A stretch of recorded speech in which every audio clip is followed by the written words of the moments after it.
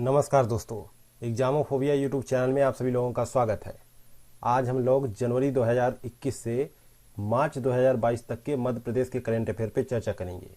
इसके तहत हम लोग कुछ एमसीक्यू देखेंगे, साथ ही उन एमसीक्यू के तहत उनके एक्सप्लेनेशन पे भी चर्चा करेंगे। ये मध्य प्रदेश का करंट अफेयर सीरीज बहुत ही महत्वपूर्ण होने वाला है। विशेष करके अभी हाल ही में एमपीपीसीएस का एग्जाम होगा और आने वाले समय में मध्य प्रदेश में व्यापम पटवारी का एग्जाम होगा, दरोगा कांस्टेबल और वन निरीक्षक का एग्जाम होगा। इत्यादि सब एग्जामों में, मध्य प्रदेश के लोकल एग्जामों में ये करंट अफेयर बहुत ही महत्वपूर्ण होने वाला है। तो बने रहिए एग्जामोफोबिया यूट्यूब चैनल के साथ में। तो चलिए शुरू करते हैं आज का करंट अफेयर क्वेश्चन नंबर पहले के साथ। क्वेश्चन नंबर पहला कह रहा है, भारत का पहला व्यावसायिक स्तर का बायोमास आधारित हाइड्रोजन संयंत्र कहां पर स्थापित किया जा रहा है? तो बताइए कहां पर स्थापित किया जा रहा है। तो यहां पर पहले का सही जवाब है डी ऑप्शन, खंडवा मध्य प्रदेश में स्थापित किया जा रहा है। डी ऑप्शन करेक्ट आंसर है। इसको और समझने के लिए इसकी व्याख्या पे चलते हैं। तो पहला पॉइंट कहता है कि भारत का पहला व्यावसायिक स्तर का बायोमास आधारित हाइड्रोजन संयंत्र मध्य प्रदेश के खंडवा जिले में स्थापित होगा। यह संयंत्र हर दिन 30 टन बायोमास फीड स्टॉक से 1 टन हाइड्रोजन का उत्पादन करेगा। इसके अलावा संयंत्र को 24 करोड़ रुपए के निवेश के साथ वाटोमो एनर्जी लिमिटेड और बीजल ग्रीन एनर्जी के संयुक्त उद्यम द्वारा लगाया जा रहा है। तो आगे बढ़ते हैं, देखते हैं क्वेश्चन नंबर दूसरा। केंद्र सरकार ने केन बेतवा लिंक परियोजना प्राधिकरण और केन बेतवा नदियों को आपस में जोड़ने के लिए एक राष्ट्रीय संचालन समिति का गठन किया है। आपको बताना है कि ये नदियां किस नदी की सहायक नदियां हैं। ए ऑप्शन में यमुना, बी ऑप्शन में सोन, सी ऑप्शन में कोसी और डी ऑप्शन में गंगा। तो यहाँ पे दूसरे का सही जवाब हो जाएगा ए ऑप्शन, यमुना नदी की सहायक नदियां हैं दोनों, केन और बेतवा।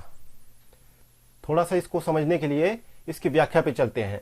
तो मध्य प्रदेश में केन नदी और उत्तर प्रदेश में बेतवा नदी दोनों ही यमुना की सहायक नदियां हैं। अभी हाल ही में वित्त मंत्री निर्मला सीतारमण ने 2022-23 का बजट जो है पेश किया है। उसके तहत सरकार ने केन बेतवा लिंक परियोजना के लिए लगभग 44,605 करोड़ रुपए की घोषणा की है। आगे बढ़ते हैं, देखते क्वेश्चन नंबर तीसरा। क्वेश्चन नंबर तीसरा है, नीति आयोग ने दिसंबर 2021 के लिए कृषि और जल संसाधन क्षेत्र के 5 सबसे बेहतर आकांक्षी जिलों की सूची में मध्य प्रदेश के किस जिले का नाम सम्मिलित किया है? ए ऑप्शन में दतिया, बी ऑप्शन में खंडवा, सी ऑप्शन में छतरपुर और डी ऑप्शन में ग्वालियर। तो आपको बताना है कि इनमें से कौन सा ऑप्शन राइट होगा। तो यहाँ पे तीसरे का सही जवाब हो जाएगा सी ऑप्शन, छतरपुर जिले को। इसको और थोड़ा सा समझते हैं इसकी व्याख्या के तहत। तो पहला पॉइंट है कि नीति आयोग ने दिसंबर 2021 के लिए कृषि और जल संसाधन क्षेत्र के 5 सबसे बेहतर आकांक्षी जिलों की घोषणा की है, जिसके तहत ओडिशा का मलकानगिरी जिला इस सूची में सबसे ऊपरी पायदान पर है। इसके बाद मध्य प्रदेश का छतरपुर और तीसरे नंबर पर जम्मू कश्मीर का बारामूला क्षेत्र आता है। इसके अलावा झारखंड का रामगढ़ जिला और बिहार का बेगूसराय जिला को भी इस सूची में स्थान दिया गया है। वहीं जिलों की यह सूची नीति आयोग की डेल्टा रैंकिंग पर आधारित होती है। आगे बढ़ते हैं, देखते क्वेश्चन नंबर चौथा। केंद्रीय नागरिक उड्डयन मंत्री ज्योतिरादित्य सिंधिया ने मध्य प्रदेश के किस जिले में हवाई अड्डा बनाए जाने की घोषणा की है? ए ऑप्शन में सतना, बी ऑप्शन में खंडवा, सी ऑप्शन में छतरपुर और डी ऑप्शन में रीवा। तो यहाँ पे चौथे का करेक्ट आंसर हो जाएगा डी ऑप्शन, रीवा जिले में बनाया जाएगा। डी ऑप्शन राइट आंसर है। नेक्स्ट है क्वेश्चन नंबर पांचवा। क्वेश्चन नंबर पांचवा है, केंद्र सरकार ने हाल ही में मध्य प्रदेश में किन 3 जगहों के नाम बदलने के प्रस्ताव को मंजूरी दी है? तो मध्य प्रदेश के किन 3 जगहों का नाम बदला गया है? तो यहाँ पे पांचवें का सही जवाब क्या होगा? सी ऑप्शन, होशंगाबाद, शिवपुरी और बबई। इन 3 जगहों का नाम बदला गया है। होशंगाबाद का नाम बदलकर नर्मदापुरम कर दिया गया है और शिवपुरी का नाम कुंडलेश्वर धाम और बबई का नाम माखन नगर कर दिया गया है। होशंगाबाद का नाम होशंग साय के नाम पर रखा गया था पूर्व में। यह नर्मदा नदी के तट पर स्थित है। वहीं बबई की बात करें तो बबई का नाम माखनलाल चतुर्वेदी के नाम पर रखा गया है। वह एक स्वतंत्रता सेनानी और प्रसिद्ध हिंदी कवि थे। बबई माखनलाल की जन्म इसलिए, यानी माखनलाल चतुर्वेदी का जन्म बम्बई में ही हुआ था। इसके अलावा रेलवे स्टेशनों, गांवों, कस्बों और शहरों का नाम बदलने के लिए राज्य सरकार को केंद्रीय गृह मंत्रालय से अनापत्ति प्रमाण पत्र यानी एनओसी प्राप्त करना होता है। इसके अलावा गृह मंत्रालय, इंटेलिजेंस ब्यूरो, भारतीय भौगोलिक सर्वेक्षण और डाक विभाग और पृथ्वी विज्ञान मंत्रालय की क्षेत्रीय इकाइयों की रिपोर्ट पर एनओसी जारी करता है। इसके अलावा संसद में समान बहुमत से संविधान में संशोधन करके राज्य के नाम में परिवर्तन किया जा सकता है। ये तो मतलब परिवर्तन से रिलेटेड जो है पॉइंट है 3, और बाकी ये जो है क्वेश्चन से रिलेटेड 3 पॉइंट है। तो आप लोग इसको देख लीजिएगा कि मतलब कि प्रोसीजर क्या है किसी राज्य का नाम बदलने का या किसी जगह का नाम बदलने का प्रोसीजर, और कौन कौन से नाम बदले गए हैं मध्य प्रदेश के 3 जगह के। हालांकि ये होशंगाबाद का नाम जो है पिछले 2021 के जो है मई के आसपास जो है ये प्रोविजन हुआ था कि होशंगाबाद का नाम बदलकर नर्मदापुरम किया जाएगा, लेकिन अभी बाद में 2 और जगहों का, शिवपुरी का और बम्बई का भी नाम बदला गया है। तो आगे बढ़ते हैं, देखते हैं क्वेश्चन नंबर 6वां। क्वेश्चन नंबर 6वां है, rights and risk analysis group ने इंडिया प्रेस फ्रीडम रिपोर्ट 2021 के अनुसार मध्य प्रदेश किस पायदान पर है, जहां 2021 में पत्रकारों और मीडिया घरानों को निशाना बनाया गया था। तो छठे का सही जवाब है डी ऑप्शन, तीसरे पायदान पर है। तो इसको और समझने के लिए चलते हैं इसकी व्याख्या पे। तो rights and risk analysis group द्वारा हाल ही में इंडिया प्रेस फ्रीडम रिपोर्ट 2021 जारी की गई। इस रिपोर्ट के अनुसार जम्मू कश्मीर, उत्तर प्रदेश, मध्य प्रदेश और त्रिपुरा उन राज्यों और केंद्र शासित प्रदेशों की सूची में सबसे ऊपर है जहां 2021 में पत्रकारों और मीडिया घरानों को निशाना बनाया गया। इसके अलावा इंडिया प्रेस फ्रीडम रिपोर्ट 2021 के अनुसार देश भर में कम से कम 6 पत्रकार भी मारे गए और 108 लोगों पर हमले भी हुए और 13 मीडिया घरानों या अखबारों को निशाना बनाया गया इस दौरान। वहीं अगले पॉइंट में कह रहा है कि जम्मू कश्मीर में राज्य अधिकारियों द्वारा सबसे अधिक हमले दर्ज किए गए, जबकि त्रिपुरा में गैर राज्य अधिकारियों द्वारा सबसे अधिक हमले दर्ज किए गए पत्रकारों पर या मीडिया घरानों पर। वहीं उत्तर प्रदेश ने पत्रकारों के खिलाफ सबसे अधिक एफआईआर दर्ज की। उसके बाद दिल्ली का स्थान है जहां दूसरे नंबर पर सबसे ज्यादा एफआईआर दर्ज की गई पत्रकारों पर। और अगले पॉइंट में है कि 2021 में 24 पत्रकारों पर कथित तौर पर शारीरिक हमला भी किया गया, उन्हें धमकाया गया, उन्हें परेशान किया गया और उनके पेशेवर काम को करने से रोक दिया गया। आगे बढ़ते हैं तो देखते हैं क्वेश्चन नंबर 7वां। क्वेश्चन नंबर 7वां है, गेल इंडिया ने मध्य प्रदेश की किस जगह में प्राकृतिक गैस प्रणाली में हाइड्रोजन के मिश्रण की अपनी तरह की पहली परियोजना शुरू की है। ए ऑप्शन में इंदौर, बी ऑप्शन में भोपाल, सी ऑप्शन में देवास, डी ऑप्शन में ग्वालियर। तो यहाँ पे 7वें का सही जवाब होगा ए ऑप्शन, इंदौर में शुरू किया है। गेल इंडिया ने इंदौर मध्य प्रदेश में प्राकृतिक गैस प्रणाली में हाइड्रोजन के मिश्रण की अपनी तरीके की पहली परियोजना शुरू की है। एचपीसीएल के साथ गेल के संयुक्त उपक्रमों में से एक अवंतिका गैस लिमिटेड को हाइड्रोजन मिश्रित प्राकृतिक गैस प्राप्त होगी। इसके अलावा इसका उपयोग इंदौर में ऑटोमोबाइल को सीएनजी और घरों में पाइप से प्राकृतिक गैस बेचने के लिए किया जा सकेगा। और भारत ने 2070 तक शुद्ध शून्य कार्बन उत्सर्जन हासिल करने का लक्ष्य रखा गया है, जिसके तहत ये पहल की गई है गेल इंडिया के द्वारा। आगे बढ़ते हैं तो देखते हैं क्वेश्चन नंबर 8वां। भारतीय वन सर्वेक्षण रिपोर्ट 2021 के अनुसार कौन सा राज्य क्षेत्रफल के हिसाब से देश का सबसे बड़ा वन क्षेत्र है। ए ऑप्शन में उत्तर प्रदेश, बी ऑप्शन में राजस्थान, सी ऑप्शन में मध्य प्रदेश और डी ऑप्शन में गुजरात। तो यहाँ पे 8वें का सही जवाब होगा सी ऑप्शन, मध्य प्रदेश। आगे बढ़ते हैं, देखते क्वेश्चन नंबर 9वां। क्वेश्चन नंबर 9वां है, मध्य प्रदेश के किस जिले में नर्मदा नदी के तट पर लम्हेटा गांव में देश का पहला जियो पार्क बनाया जाएगा। तो बताइए यहाँ पे 9वें का सही जवाब क्या होगा। तो 9वें का सही जवाब होगा बी ऑप्शन, जबलपुर में। बी ऑप्शन करेक्ट आंसर है। तो अब ये देश के पहले जियो पार्क पे थोड़ा सा विस्तार से चर्चा कर लेते हैं। तो ये जो है मध्य प्रदेश की जबलपुर जिले में नर्मदा नदी का तट है, वहां पे एक गांव है लम्हेटा गांव, वहां पर ये जियो पार्क बनेगा। और पार्क को भारतीय भूवैज्ञानिक सर्वेक्षण से मंजूरी भी मिल गई है, जो भारत सरकार के खान मंत्रालय का हिस्सा है। इस परियोजना की अनुमानित लागत लगभग 35 करोड़ रुपए है और इसका निर्माण 5 एकड़ भूमि में किया जाएगा। यह साइट पहले से ही प्राकृतिक विरासत संरक्षण के लिए यूनेस्को की भू विरासत की अस्थायी सूची में भी सम्मिलित है। आगे बढ़ते हैं, देखते हैं क्वेश्चन नंबर 10वां। तीसरे राष्ट्रीय पुरस्कार के विजेताओं की सूची में मध्य प्रदेश के किस जिले को सर्वश्रेष्ठ जिला वेस्ट जोन का पुरस्कार प्रदान किया गया है? तो यहां पे 10वें का सही जवाब होगा सी ऑप्शन, इंदौर को। आगे बढ़ते हैं, देखते हैं क्वेश्चन नंबर 11वां। क्वेश्चन नंबर 11वां है, जवाहरलाल नेहरू कृषि विश्वविद्यालय द्वारा विकसित गेहूं की नई किस्मों MP 1323 और MP 1358 और चावल की JR10 किस्मों को किस राज्य में उगाया जा सकता है?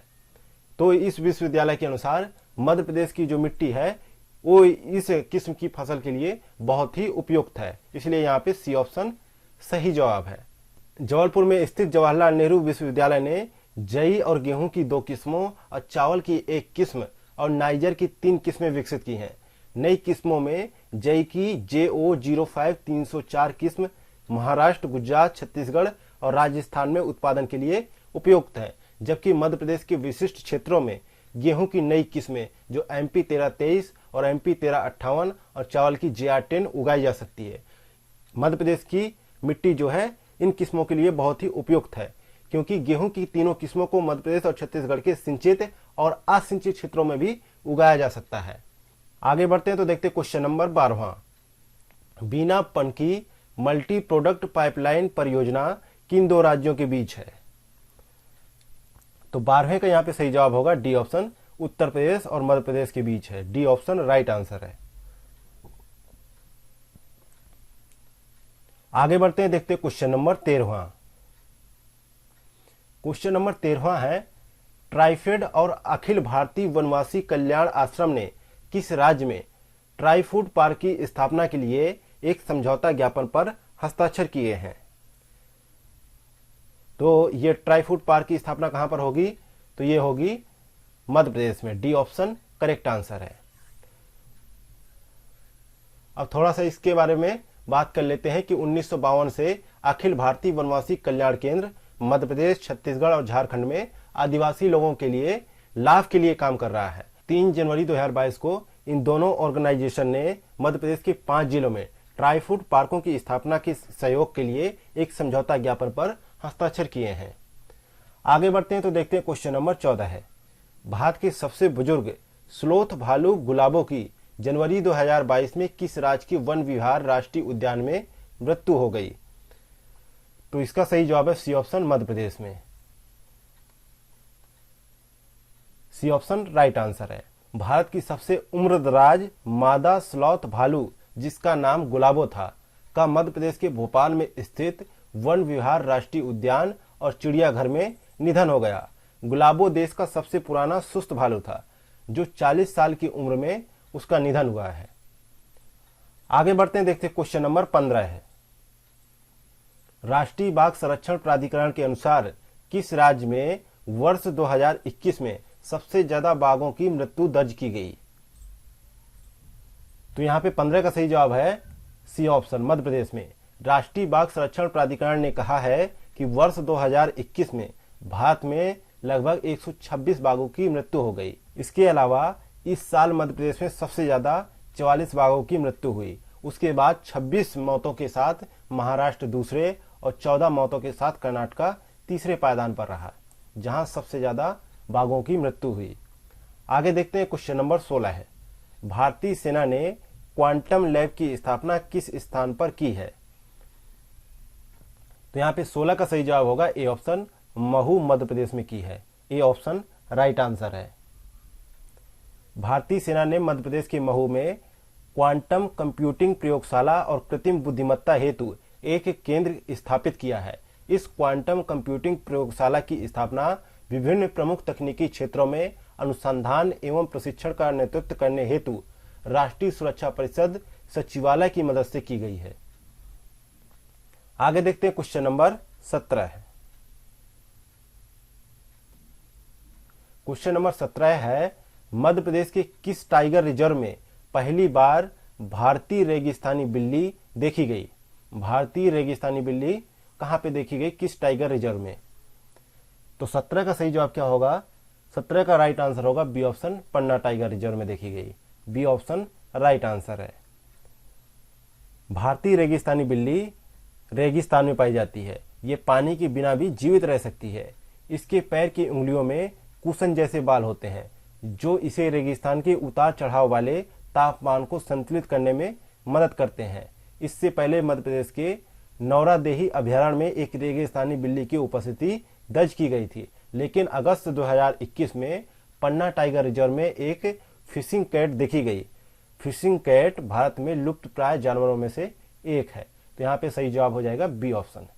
आगे बढ़ते हैं तो देखते हैं क्वेश्चन नंबर 18 है, सुशासन सूचकांक 2021 में किस राज्य ने अन्य राज्यों की ग्रुप बी श्रेणी में शीर्ष स्थान हासिल किया है? तो सही जवाब है इसका सी ऑप्शन, मध्य प्रदेश ने। मध्य प्रदेश को ग्रुप बी श्रेणी में रखा गया था। आगे बढ़ते हैं, देखते हैं क्वेश्चन नंबर 19। क्वेश्चन नंबर 19 है, मध्य प्रदेश कैडर के 1987 बैच के किस आईएएस अधिकारी को इस्पात मंत्रालय के सचिव के रूप में नियुक्त किया गया है? तो यहाँ पे 19 का सही जवाब होगा सी ऑप्शन, संजय कुमार सिंह को नियुक्त किया गया है। सी ऑप्शन राइट आंसर है।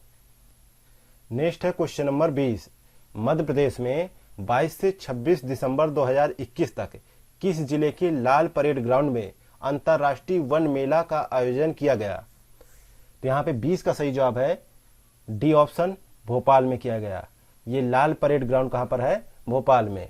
अगला है क्वेश्चन नंबर 21, ऊर्जा संरक्षण के प्रति लोगों को जागरूक करने के लिए किस राज्य में ऊर्जा साक्षरता अभियान शुरू किया जाएगा? तो यहाँ पे 21 का सही जवाब है सी ऑप्शन, मध्य प्रदेश में शुरू किया जाएगा ऊर्जा साक्षरता अभियान। सी ऑप्शन यहाँ पे सही जवाब है। इसी के उपलक्ष्य में 25 नवंबर 2021 को प्रदेश में 1500 मेगावाट के आगर साजापुर नीमच सोलर पार्क का भी शिलान्यास किया गया। आगे बढ़ते हैं, देखते हैं क्वेश्चन नंबर 22।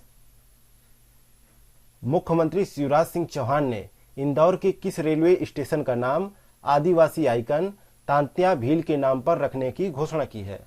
तो यहाँ पे 22 का सही जवाब होगा पाताल पानी रेलवे स्टेशन। ये ऑप्शन राइट आंसर है।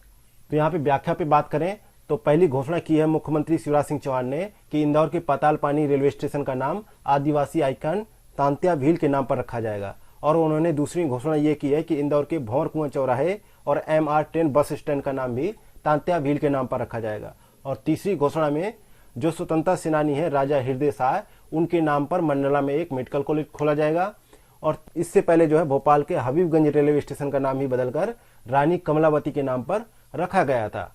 और चौथी घोषणा यह है कि सितंबर 2021 में छिंदवाड़ा विश्वविद्यालय का नाम भी शंकर साय और रघुनाथ साय के नाम पर रख दिया था। इसके अलावा अन्य पॉइंट में है कि सीएम ने बड़वानी में भीमा नायक का स्मारक बनाने की भी घोषणा की है।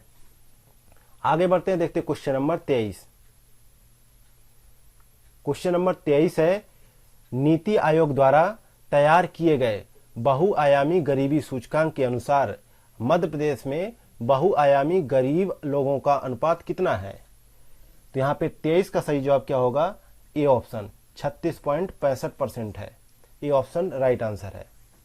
अब इसको जो नीति आयोग ने बहुआयामी गरीबी सूचकांक बनाया है इसको और थोड़ा सा विस्तार से समझ लेते हैं। तो चलते हैं इसकी व्याख्या में। तो नीति आयोग द्वारा तैयार किए गए बहुआयामी गरीबी सूचकांक के अनुसार बिहार में बहुआयामी गरीब लोगों का अनुपात सबसे अधिक है। सूचकांक के अनुसार बिहार की 51.91% आबादी बहुआयामी गरीब है।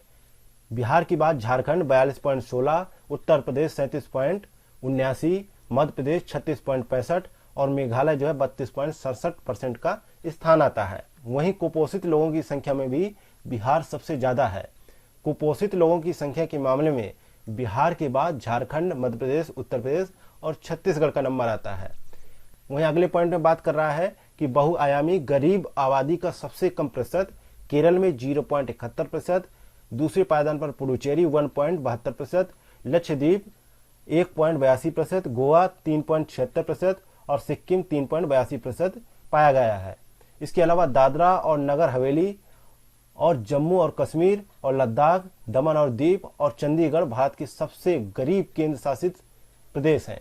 इसके अलावा केंद्र शासित प्रदेशों में पुडुचेरी में गरीबों का सबसे कम अनुपात 1.72% है। पुडुचेरी के बाद लक्षद्वीप में 1.82%, अंडमान और निकोबार द्वीप समूह में 4.30% और दिल्ली में 4.79% का स्थान है। ये तो बात हो गई बहुआयामी गरीबी सूचकांक की। तो आगे बढ़ते हैं, देखते हैं क्वेश्चन नंबर 24। क्वेश्चन नंबर 24 है, 27 नवंबर 2021 को मुख्यमंत्री शिवराज सिंह चौहान द्वारा किस जिले से क्रांति सूर्य गौरव कलश यात्रा का शुभारंभ किया गया? तो यहाँ पे 24 का सही जवाब होगा बी ऑप्शन, खंडवा जिले से किया गया। बी ऑप्शन राइट आंसर है। अब ये क्रांति सूर्य गौरव कलश यात्रा है क्या, इसको और समझने के लिए इसकी व्याख्या पे चलते हैं। तो पहला पॉइंट कह रहा है कि स्वतंत्रता सेनानी जननायक तांत्या मामा की जन्मस्थली खंडवा जिले की तहसील पंधाना के बरोद अहिर गांव से क्रांति सूर्य गौरव कलश यात्रा का शुभारंभ किया गया। कलश में तात्या मामा की जन्मभूमि की पवित्र मिट्टी भरी गई और फिर यह कलश मालवा और निमाड़ क्षेत्र के विभिन्न आदिवासी क्षेत्रों से होकर गुजरा। इसके अलावा उसी कार्यक्रम में ही मध्य प्रदेश मंत्रिपरिषद ने राज्य में साइबर तहसीलों के निर्माण को भी स्वीकृति प्रदान की और एमपी साइबर तहसील बनाने वाला पहला राज्य बन गया है। यह साइबर तहसील म्यूटेशन प्रक्रिया को आसान बनाएगी। इसके अलावा राज्य में कहीं से भी लोग इसका लाभ ले सकेंगे। आगे बढ़ते हैं, देखते हैं क्वेश्चन नंबर 25। गेल इंडिया लिमिटेड भारत का सबसे बड़ा हरित हाइड्रोजन बनाने वाला संयंत्र बनाने जा रहा है, जिसके तहत मध्य प्रदेश के किस गांव में 2 से 5 साइटों को प्लांट के लिए चुना गया है? तो यहाँ पे 25 का सही जवाब है B option, Vijaypur. B option correct answer है। आगे बढ़ते हैं, देखते हैं क्वेश्चन नंबर 26। क्वेश्चन नंबर 26 है, पीएम मोदी ने किस राज्य के जनजातीय समुदाय के लिए राशन आपके ग्राम और सिकल सेल मिशन का शुभारंभ किया है? तो यहाँ पे 26 का सही जवाब हो जाएगा सी ऑप्शन, मध्य प्रदेश में किया है। सी ऑप्शन सही जवाब है। इसको और समझने के लिए हम लोग चलते हैं इसकी व्याख्या पे। तो पीएम मोदी ने मध्य प्रदेश में राशन आपके ग्राम योजना की शुरुआत की। उन्होंने मध्य प्रदेश में सिकल सेल मिशन की भी शुरुआत की। इसके अलावा 50 एकलव्य मॉडल आवासीय विद्यालयों की नींव रखी। अगले पॉइंट में कह रहा है कि जनजातीय समुदाय के लाभार्थियों को उनके अपने गांव में हर महीने पीडीएस राशन का मासिक कोटा पहुंचाने के लिए राशन आपके ग्राम योजना की शुरुआत की।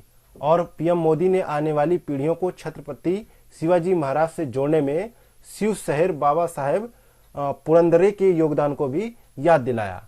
इसके अलावा Madhya Pradesh sickle cell mission, sickle cell anaemia, thalassaemia और अन्य बीमारियों से पीड़ित रोगियों की जांच और प्रबंधन के लिए ये अभियान शुरू किया गया है। इसके अलावा उन्होंने कहा कि सरकार ने आदिवासियों के उत्पादों को बढ़ावा देने के लिए ये कई सारी पहले शुरू की हैं। अब 90 से अधिक वन उत्पादों को एमएसपी भी प्रदान किया जाएगा। आगे बढ़ते हैं, देखते हैं क्वेश्चन नंबर 27। क्वेश्चन नंबर 27 है, पीएम मोदी ने मध्य प्रदेश के किस जिले में पुनर्विकसित रानी कमलापति रेलवे स्टेशन का उद्घाटन किया? पूर्व में हम एक क्वेश्चन के डिस्क्रिप्शन में इस क्वेश्चन को देख ही चुके हैं।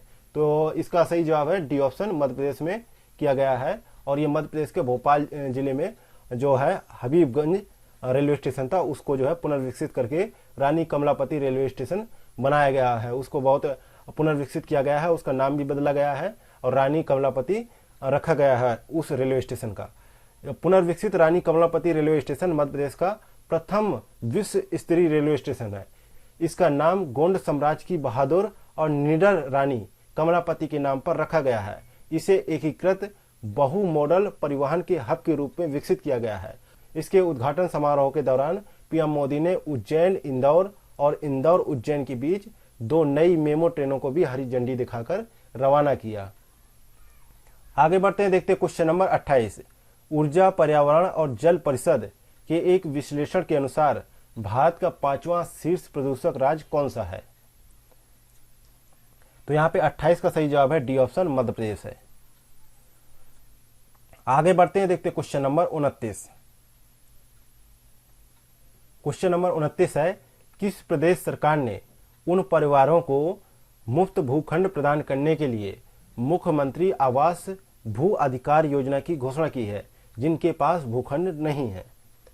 तो मध्य प्रदेश सरकार ने ऐसी घोषणा की है, इसलिए यहाँ पे ए ऑप्शन राइट आंसर है। भू अधिकार योजना की शुरुआत मुख्यमंत्री के द्वारा 25 सितंबर 2021 को शुरू किया गया।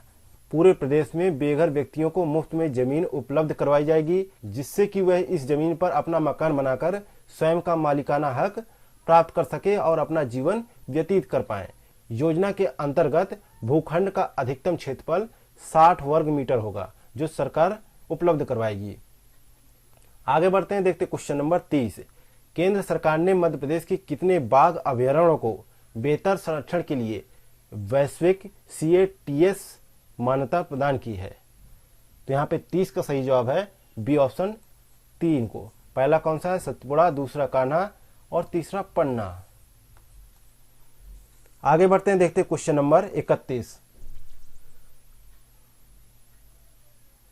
क्वेश्चन नंबर 31 है, मुख्यमंत्री राशन आपके द्वार योजना किस प्रदेश सरकार द्वारा लागू की गई है? तो यहाँ पे 31 का सही जवाब है डी ऑप्शन, मध्य प्रदेश सरकार द्वारा लागू की गई है। डी ऑप्शन करेक्ट आंसर है। इसकी व्याख्या पे चलते हैं। तो इस योजना में उन गांवों में वाहनों से राशन पहुंचाया जाएगा जहां उचित मूल्य की दुकानें उपलब्ध नहीं है।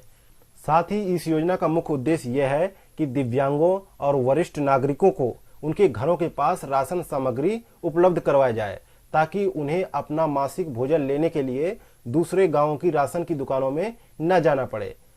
इसके अलावा मुख्यमंत्री शिवराज सिंह चौहान ने बताया कि राज्य ने गृह ज्योति योजना के तहत घरेलू उपभोक्ताओं को 4,981 करोड़ रुपए की सब्सिडी भी प्रदान की है और राज्य मंत्रिमंडल ने कृषि क्षेत्र के उपभोक्ताओं को 15,722 करोड़ रुपए से अधिक की सब्सिडी देने का फैसला भी लिया है।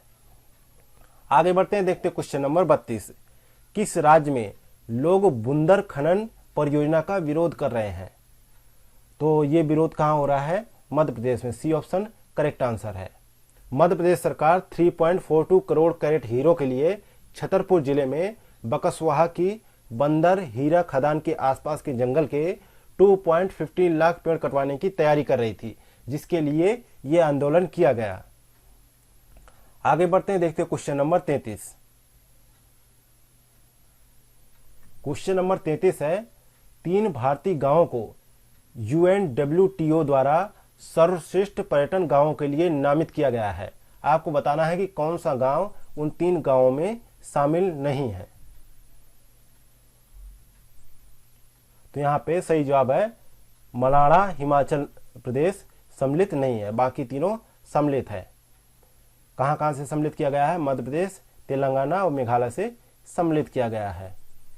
आगे बढ़ते हैं, देखते क्वेश्चन नंबर 34। आदिवासियों के स्वास्थ्य और आजीविका में सुधार के लिए किस राज्य ने आयुष आधारित आर्थिक उन्नयन योजना देवऋण योजना शुरू की है? तो ये देवऋण योजना किस प्रदेश सरकार ने शुरू की है? तो मध्य प्रदेश ने की है। डी ऑप्शन राइट आंसर है। तो इसकी थोड़े से व्याख्या पे चर्चा कर लेते हैं कि प्रदेश में 360 से अधिक नए आयुष स्वास्थ्य एवं आरोग्य केंद्र स्थापित किए जाने हैं। आयुर्वेद और यूनानी औषधालयों को भी अपग्रेड किया जाएगा। इस योजना के तहत मध्य प्रदेश सरकार वेलनेस टूरिज्म को बढ़ावा देगी, जिससे आदिवासी क्षेत्रों में रोजगार के अवसर भी उपलब्ध हो सकेंगे। आगे बढ़ते हैं, देखते क्वेश्चन नंबर 35। क्वेश्चन नंबर 35 है, कर्नाटका के बाद कौन सा राज्य राष्ट्रीय शिक्षा नीति 2020 को लागू करने वाला दूसरा राज्य बन गया है? तो यहाँ पे 35 का सही जवाब है डी ऑप्शन, मध्य प्रदेश बन गया है। डी ऑप्शन राइट आंसर है। तो राष्ट्रीय शिक्षा नीति को थोड़ा सा समझने के लिए चलते हैं इसकी व्याख्या पे। तो कर्नाटका के बाद मध्य प्रदेश राष्ट्रीय शिक्षा नीति 2020 को लागू करने वाला दूसरा राज्य बन गया है और कर्नाटका राष्ट्रीय शिक्षा नीति 2020 को आधिकारिक रूप से लागू करने वाला पहला राज्य है। और नई राष्ट्रीय शिक्षा नीति और कौशल संवर्धन के साथ साथ नई पीढ़ी का सर्वांगीण विकास सुनिश्चित हो सकेगा। और राष्ट्रीय शिक्षा नीति का मुख्य उद्देश्य उच्च शिक्षा में सकल नामांकन अनुपात को बढ़ाना है और इसका उद्देश्य उच्च शिक्षा संस्थानों में 3.5 करोड़ नई सीटों को जोड़ना है और इस शिक्षा नीति का गठन जो है के कस्तूरीरंगन की अध्यक्षता में किया गया। और इस राष्ट्रीय शिक्षा नीति के माध्यम से मातृभाषा या क्षेत्रीय भाषाओं पर भी ध्यान केंद्रित किया गया है। अगला है question number 36। Smart city mission की इंडिया स्मार्ट सिटी अवार्ड प्रतियोगिता 2020 के तहत मध्य प्रदेश को सर्वश्रेष्ठ प्रदर्शन करने वाले राज्य के रूप में किस स्थान पर रखा गया है? तो 36 का यहाँ पे करेक्ट आंसर होगा बी ऑप्शन, दूसरे पायदान पर रखा गया है। बी ऑप्शन राइट आंसर है। आगे चलते हैं तो देखते हैं क्वेश्चन नंबर 37। क्वेश्चन नंबर 37 है, मध्य प्रदेश के किस टाइगर रिजर्व को सर्वश्रेष्ठ प्रबंधन के लिए अर्थ गार्डियन श्रेणी में NatWest Group Earth Heroes award मिला है?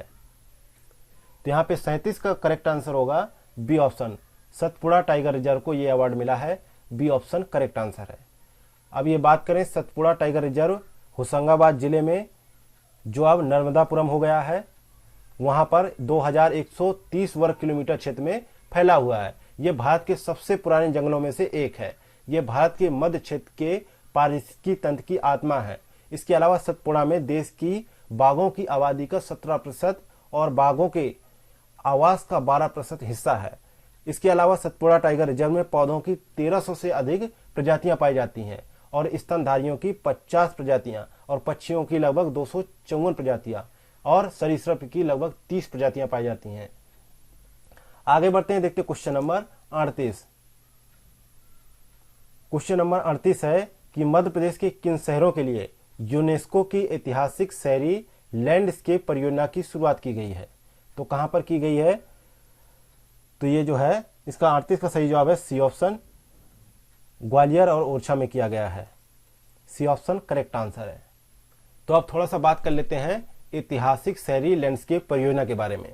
तो इसको समझने के लिए इसकी व्याख्या पे चलते हैं। तो यूनेस्को की ऐतिहासिक शहरी लैंडस्केप परियोजना वर्ष 2011 में शुरू की गई थी ताकि उनकी संस्कृति और विरासत को संरक्षित करते हुए तेजी से बढ़ते ऐतिहासिक शहरों के समावेशी और सुनियोजित विकास को किया जा सके।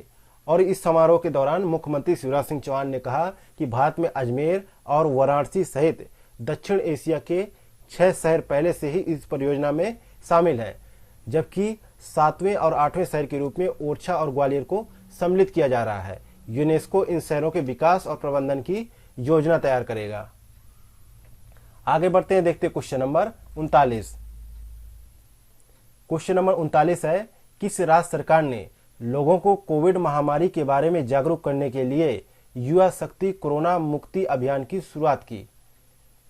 तो यहाँ पे 39 का सही जवाब है बी ऑप्शन, मध्य प्रदेश में। डी ऑप्शन राइट आंसर है।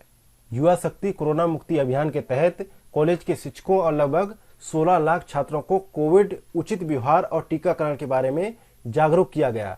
यह अभियान उच्च शिक्षा एवं तकनीकी शिक्षा विभाग द्वारा लोक स्वास्थ्य एवं परिवार कल्याण मंत्रालय के सहयोग से चलाया गया। अभियान की निगरानी के लिए एक मोबाइल ऐप भी लॉन्च किया गया था उस समय। आगे बढ़ते हैं, देखते क्वेश्चन नंबर 40। किस राज्य सरकार ने अपने टाइगर रिजर्व को वर्ष भर आगंतुकों के लिए खुला रखने की घोषणा की है? तो यहाँ पे 40 का सही जवाब होगा ए ऑप्शन, मध्य प्रदेश ने। अगला है क्वेश्चन नंबर 41। किस राज्य ने नागरिकों को पेड़ लगाने के लिए पुरस्कृत करने हेतु अंकुर योजना की शुरुआत की है? तो ये अंकुर योजना कहाँ शुरू की गई है? मध्य प्रदेश में। सी ऑप्शन राइट आंसर है।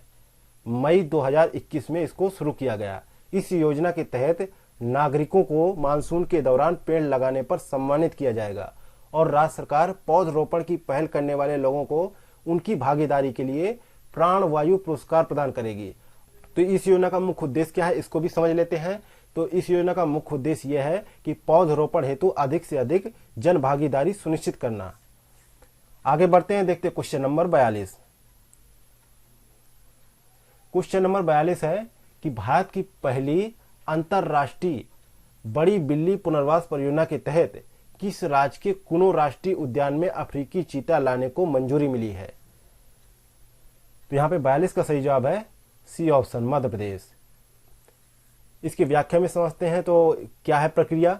तो मध्य प्रदेश के स्थापना दिवस 1 नवंबर को मध्य प्रदेश का स्थापना दिवस मनाया जाता है। उसी दिन को ही अफ्रीका से श्योपुर जिले के नए राष्ट्रीय उद्यान कुनो में चीता लाकर बसाने की योजना बनाई गई, जिसके पहले चरण में 5 नर और 5 मादा चीता को लाया गया। इन चीतों के संरक्षण और रख रखाव पर होने वाले खर्च की व्यवस्था के लिए इंडियन ऑयल कंपनी ने अपनी सहमति दी है, यानी वो भी अपना एक हिस्सा इस पे खर्च करेगा। आगे बढ़ते हैं, देखते हैं क्वेश्चन नंबर 43। राष्ट्रीय स्वास्थ्य मिशन के तहत पिछले 3 वर्षों 2017-18 से 2019-20 के तहत सबसे अधिक अनुदान किन 3 राज्यों को मिला है? तो यहाँ पे 43 का सही जवाब है बी ऑप्शन, उत्तर प्रदेश, मध्य प्रदेश और राजस्थान को मिला है। बी ऑप्शन राइट आंसर है। आगे चलते हैं, देखते क्वेश्चन नंबर 44। क्वेश्चन नंबर 44 है, यूनेस्को विश्व धरोहर स्थलों की संभावित सूची में 6 भारतीय स्थानों को जोड़ा गया है, जिसमें मध्य प्रदेश से किस स्थल को जोड़ा गया है? तो यहाँ पे 44 का सही जवाब है A option, Satpura tiger reserve को जोड़ा गया है। वहीं मध्य प्रदेश से दूसरा स्थल है नर्मदा घाटी में भेड़ाघाट, लामटा घाट जो जबलपुर में है, उसको भी इसी में जोड़ा गया है। आगे बढ़ते हैं, देखते क्वेश्चन नंबर 45। इंडियन ऑयल ने निम्न में से किन राज्यों में 8 बायोडीजल संयंत्रों का निर्माण शुरू किया है? तो यहाँ पे 45 का सही जवाब होगा बी ऑप्शन, उत्तर प्रदेश, गुजरात और मध्य प्रदेश में शुरू किया है। 8 बायोडीजल संयंत्र जो है यहाँ पे बनाए जा रहे हैं। आगे बढ़ते हैं, देखते क्वेश्चन नंबर 46। क्वेश्चन नंबर 46 है, कोरोना वॉरियर्स योजना की शुरुआत किस राज्य सरकार द्वारा की गई थी? तो यहाँ पे 46 का सही जवाब है सी ऑप्शन, मध्य प्रदेश सरकार द्वारा की गई थी। इस योजना के तहत राज्य सरकार उन स्वास्थ्य कर्मचारियों के परिवारों की पूरी जिम्मेदारी लेगी जिनकी मृत्यु कोरोना ड्यूटी के दौरान हुई थी। साथ ही प्रभावित परिवारों को सरकार से 50 लाख रुपए तक की वित्तीय सहायता भी मिलेगी। अगला है क्वेश्चन नंबर 47। शोधकर्ताओं ने टिकी फॉर्मेशन से सिनोडोट्सन की एक नई प्रजाति की खोज की है। टिकी फॉर्मेशन किस राज्य में स्थित है, यह आपको बताना है। तो यहाँ पे 47 का सही जवाब है डी ऑप्शन, मध्य प्रदेश में स्थित है। डी ऑप्शन राइट आंसर है। अगला है क्वेश्चन नंबर 48। क्वेश्चन नंबर 48 है, भारत के नियंत्रक और महालेखा परीक्षक ने हाल ही में किस राज्य की निरामय स्वास्थ्य योजना में कुप्रबंधन का उल्लेख किया था? तो इसका सही जवाब है 48 का सही जवाब है D option, Madhya Pradesh. D option right answer है। नेक्स्ट है क्वेश्चन नंबर 49। UNIFAD ने किस राज्य में कोदो और कुटकी की खेती को पुनर्जीवित करने की पहल को वित्तीय सहायता प्रदान किया है? तो यहाँ पे 49 का सही जवाब हो जाएगा सी ऑप्शन, मध्य प्रदेश में। इसकी व्याख्या की बात करते हैं तो कृषि विकास के लिए अंतर्राष्ट्रीय कोष द्वारा वर्ष 2013-14 में मध्य प्रदेश के डिंडोरी जिले में कोदो और कुटकी यानी मोटे अनाज जैसी फसलों की खेती को पुनर्जीवित करने हेतु की गई पहल ने ऐसे अनाजों की खेती को एक नया रूप देने में सफलता हासिल की है जिनकी कृषि लगभग हाशिए पर पहुंच गई थी। तो अब इसको जो है वित्तीय सहायता प्रदान की गई है UNIFAD द्वारा। आगे बढ़ते हैं, देखते क्वेश्चन नंबर 50। क्वेश्चन नंबर 50 है, किस बाघ अभयारण्य में बाघनी सुंदरी का ट्रांसलोकेशन असफल होने के पश्चात उसे मार्च 2021 में मध्य प्रदेश वापस भेज दिया गया? तो यहाँ पे 50 का सही जवाब है, 50 का सही जवाब है D option, Satkosia tiger reserve. D option यहाँ पे राइट आंसर होगा। इसके छोटे से व्याख्या पे चलते हैं तो बात करते हैं कि बाघों को एक राज्य से दूसरे राज्य में ले जाकर बसाने का देश का पहला प्रयोग असफल हो गया है। 2018 में मध्य प्रदेश के बांधवगढ़ राष्ट्रीय बाघ अभयारण्य से ले जाकर उड़ीसा के सतकोसिया अभयारण्य में बसाने के लिए छोड़ी गई बाघिन सुंदरी को अब वापस मध्य प्रदेश भेज दिया गया है। नेक्स्ट है क्वेश्चन नंबर 51। मध्य प्रदेश के मुख्यमंत्री शिवराज सिंह चौहान ने हाल ही में किसको मध्य प्रदेश के सौर ऊर्जा का ब्रांड एम्बेसडर नियुक्त किया है? तो यहाँ पे 51 का सही जवाब है, 51 का सही जवाब है बी ऑप्शन, प्रोफेसर चेतन सोलंकी को नियुक्त किया है। बी ऑप्शन राइट आंसर है। आगे बढ़ते हैं, देखते क्वेश्चन नंबर 52। क्वेश्चन नंबर 52 है, वाणिज्यिक कोयला खनन के लिए दूसरे भाग की नीलामी के संदर्भ में निम्नलिखित कथनों में से कौन से कथन सही है? तो पहला कथन है कि वाणिज्यिक कोयला खनन के लिए कुल 67 खानों की पेशकश की गई, जिसके तहत दूसरा पॉइंट है कि नीलामी में 6 राज्यों छत्तीसगढ़, झारखंड, उड़ीसा, मध्य प्रदेश, महाराष्ट्र और आंध्र प्रदेश के कोयला खानों को शामिल किया गया। तो यहाँ पे दोनों ही कथन सत्य हैं, इसलिए सी ऑप्शन यहाँ पे सही जवाब हो जाएगा। आगे बढ़ते हैं, देखते हैं क्वेश्चन नंबर 53। 53 नंबर क्वेश्चन है कि केन बेतवा लिंक परियोजना के बारे में निम्नलिखित में से कौन सा कथन सत्य है। तो पहला कथन कह रहा है कि यह नदियों को आपस में जोड़ने के लिए राष्ट्रीय परिप्रेक्ष्य योजना के तहत पहली परियोजना है। यह कथन बिल्कुल सही है। दूसरा कथन है कि मध्य प्रदेश और उत्तर प्रदेश के मुख्यमंत्रियों ने इस परियोजना को लागू करने के लिए एक समझौता ज्ञापन पर हस्ताक्षर किए हैं। तीसरा कथन यह है कि यह प्रायद्वीपीय घटक के तहत 16 नदियों को जोड़ने वाली परियोजनाओं में से एक है। तो यह भी कथन सत्य है। इस प्रकार से यहाँ पे डी ऑप्शन करेक्ट आंसर हो जाएगा। तो अब बात करते हैं इसकी व्याख्या की। तो केन बेतवा लिंक परियोजना नदियों को आपस में जोड़ने की परियोजना है। इसका मुख्य उद्देश्य उत्तर प्रदेश की सूखाग्रस्त बुंदेलखंड क्षेत्र में सिंचाई सुविधा उपलब्ध कराने हेतु मध्य प्रदेश की केन नदी के अधिशेष जल को बेतवा नदी में हस्तांतरित करना है। यह क्षेत्र उत्तर प्रदेश के झांसी, बांदा, ललितपुर, महोबा जिलों तथा मध्य प्रदेश के टीकमगढ़, पन्ना और छतरपुर जिलों में फैला हुआ है। इस परियोजना में 77 मीटर लंबा और 2 किमी चौड़ा दौधन बांध एवं 230 किलोमीटर लंबी नहर का निर्माण कार्य चालू है। इसके अलावा केन बेतवा देश की 30 नदियों को जोड़ने हेतु शुरू की गई नदी जोड़ो परियोजनाओं में से एक है, जिसके तहत 16 जो है नदियां जो है प्रायद्वीपीय क्षेत्र की होंगी और हिमालय क्षेत्र की 14 नदियां होंगी, जिनको आपस में जोड़ा जाएगा। तो यहाँ पे तीसरे पॉइंट में प्रायद्वीपीय घटक के तहत पूछा गया था, तो 16 नदियां दिया है, तो इसलिए यहाँ पे ये पॉइंट सही हो जाता है। आगे बढ़ते हैं, देखते हैं क्वेश्चन नंबर 54। क्वेश्चन नंबर 54 है कि राष्ट्रपति ने मध्य प्रदेश के किस जिले में सिंगोरगढ़ किले के संरक्षण कार्यों का शिलान्यास किया। तो आपको बताना है कि सिंगोरगढ़ किला कहाँ है। तो यहाँ पे 54 का सही जवाब है ए ऑप्शन, दामोह जिले में है। ए ऑप्शन करेक्ट आंसर है। अब चलते हैं इसकी व्याख्या पे। तो उन्होंने भारतीय पुरातत्व सर्वेक्षण के जबलपुर सर्किल का भी उद्घाटन किया और दामोह में राज्य स्तरीय जनजाति सम्मेलन को संबोधित किया। इस अवसर पर राष्ट्रपति ने आदिवासी कलाकारों के लिए वर्चुअल कक्षाओं के लिए पोर्टल भी लॉन्च किया और जनजाति विभाग की एक पुस्तिका भी जारी की। इसके अलावा राष्ट्रपति ने आदिवासी छात्रों को शंकर साह और रानी दुर्गावती पुरस्कार भी दिए। अगला है क्वेश्चन नंबर 55। ट्राइफेड ने 25 मार्च 2021 को मध्य प्रदेश के किस जिले में अपना 131वां शोरूम खोला है। तो यहाँ पे 55 का सही जवाब है डी ऑप्शन, जबलपुर में खोला है। डी ऑप्शन करेक्ट आंसर है। अब बात करते हैं इसकी व्याख्या की। तो यह मध्य प्रदेश में ट्राइब्स इंडिया का तीसरा आउटलेट है। ट्राइफेड के खुदरा आउटलेट के विस्तार का मुख्य उद्देश्य आदिवासी लोगों को सशक्त बनाना है। यह उनके उत्पादों के लिए उचित मूल्य प्राप्त करने में उनकी मदद करेगा। इसके अलावा शोरूम में भारत के सभी राज्यों के जनजातीय हस्तशिल्प और हथकरघा भी उपलब्ध होंगे। साथ ही शोरूम में वन धन के उत्पाद जैसे कि प्रतिरक्षा बूस्टर और जैविक अनाज, मसाले, इसके अलावा हर्बल चाय भी उपलब्ध होगी। आगे बढ़ते हैं, देखते हैं क्वेश्चन नंबर 56। क्वेश्चन नंबर 56 है मध्य प्रदेश के मुख्यमंत्री शिवराज सिंह चौहान ने किस जगह में स्वदेश दर्शन योजना के तहत छत्रसाल कन्वेंशन सेंटर का उद्घाटन किया। यहाँ पे 56 का सही जवाब है बी ऑप्शन, खजुराहो में किया। बी ऑप्शन राइट आंसर है। अगला है क्वेश्चन नंबर 57। किस राज्य में जलाभिषेकम अभियान के तहत 57,000 से अधिक जल संरचनाओं का निर्माण किया गया। तो यहाँ पे 57 का सही जवाब है डी ऑप्शन, मध्य प्रदेश में किया गया। डी ऑप्शन करेक्ट आंसर है। इसके तहत लगभग 57,000 से अधिक जल संरचनाओं का निर्माण किया गया। इस अभियान का उद्घाटन केंद्रीय रक्षा मंत्री राजनाथ सिंह द्वारा किया गया और यह अभियान प्रत्येक खेत के लिए पानी और हर हाथ के लिए काम के लक्ष्य को पूरा कर सकेगा और इन जल संरचनाओं की लागत लगभग 2000 करोड़ रुपए से अधिक होगी और 1 इंच भूमि को डूबे बिना 2.5 लाख हेक्टेयर भूमि की सिंचाई की जा सकेगी। अगला है क्वेश्चन नंबर 58। अगला है क्वेश्चन नंबर 58।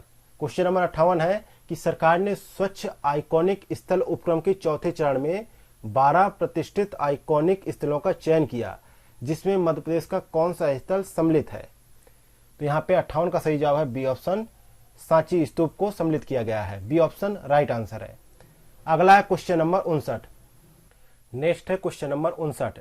भारतीय भूवैज्ञानिक सर्वेक्षण के विशेषज्ञों ने मध्य प्रदेश के भीमबेटका में दुनिया के सबसे पुराने जानवर के जीवाश्म की खोज की है। तो आपको यहाँ पे बताना है कि इसकी लंबाई कितनी है। तो यहाँ पे 59 का सही जवाब है बी ऑप्शन 17 इंच लंबा है। तो अब बात करते हैं इसकी व्याख्या की। तो भारतीय भूवैज्ञानिक सर्वेक्षण के विशेषज्ञों ने मध्य प्रदेश के भीमबेटका में दुनिया के सबसे पुराने जानवर के जीवाश्म की खोज की है। यह ऑडिटोरियम गुफा की छत पर पाया गया है। यह भारत में पृथ्वी के सबसे पुराने जानवर डिकिंसोनिया का पहला जीवाश्म हो सकता है। यह जीवाश्म 17 इंच लंबा है और यह जीवन के विकास के बारे में कई जवाब खोजने में वैज्ञानिकों की मदद कर सकता है। आगे बढ़ते हैं, देखते हैं क्वेश्चन नंबर 60। किस प्रदेश सरकार द्वारा social awareness and action to neutralize pneumonia successfully अभियान शुरू किया गया है। तो यहाँ पे 60 का सही जवाब है डी ऑप्शन, मध्य प्रदेश सरकार द्वारा यह अभियान शुरू किया गया है। अगला है क्वेश्चन नंबर 61। किस प्रदेश के सीएम ने राष्ट्रीय बालिका दिवस के अवसर पर बालिकाओं को सशक्त बनाने के लिए पंख अभियान की शुरुआत की है। तो यहाँ पर 61 का सही जवाब है डी ऑप्शन, मध्य प्रदेश सरकार ने यह अभियान शुरू किया है। इसे बेटी बचाओ बेटी पढ़ाओ अभियान के तहत भी लॉन्च किया गया है। इसके अलावा सीएम ने लाडली लक्ष्मी योजना के तहत छात्रवृत्ति की भी घोषणा की है। इसी योजना के तहत लड़कियों को मध्य प्रदेश में छात्रवृत्ति प्रदान की जाएगी। अगला है क्वेश्चन नंबर 62। राजस्थान, मध्य प्रदेश, केरल और हिमाचल प्रदेश में हजारों पक्षियों की मौत बर्ड फ्लू की वजह से हो गई। तो आपको बताना है कि बर्ड फ्लू किसके कारण होता है। तो यहाँ पे 62 का सही जवाब है सी ऑप्शन, H5N1 के कारण होता है। नेक्स्ट है क्वेश्चन नंबर 63। मध्य प्रदेश सरकार ने किस नदी पर दुनिया की सबसे बड़ी फ्लोटिंग सौर परियोजना स्थापित करने की घोषणा की है। तो बताइए, दुनिया की सबसे बड़ी फ्लोटिंग सौर परियोजना मध्य प्रदेश सरकार ने कहां पर स्थापित करने की घोषणा की है। तो यहाँ पे 63 का सही जवाब होगा ए ऑप्शन, नर्मदा नदी पर स्थापित करने की घोषणा की गई है। ए ऑप्शन सही जवाब है। अब बात करते हैं इसकी व्याख्या की। यहाँ नर्मदा नदी पर ओंकेश्वर बांध है। इस पर विश्व का सबसे बड़ा तैरता हुआ सोलर एनर्जी प्लांट बन रहा है। इस प्लांट से 2022-23 तक 600 मेगावाट ऊर्जा मिलने की संभावना है। इसके अलावा इस प्रोजेक्ट की लागत करीब 3000 करोड़ रुपए बताई गई है। अगला है क्वेश्चन नंबर 64।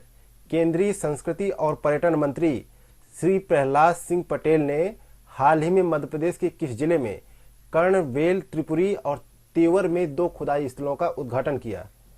तो यहाँ पे 64 का सही जवाब हो जाएगा सी ऑप्शन, जबलपुर में। सी ऑप्शन राइट आंसर है। आगे बढ़ते हैं, देखते हैं क्वेश्चन नंबर 65। क्वेश्चन नंबर 65 है, किस प्रदेश सरकार ने युवाओं को आत्मनिर्भर बनाने के लिए लॉन्च पैड योजना शुरू की है।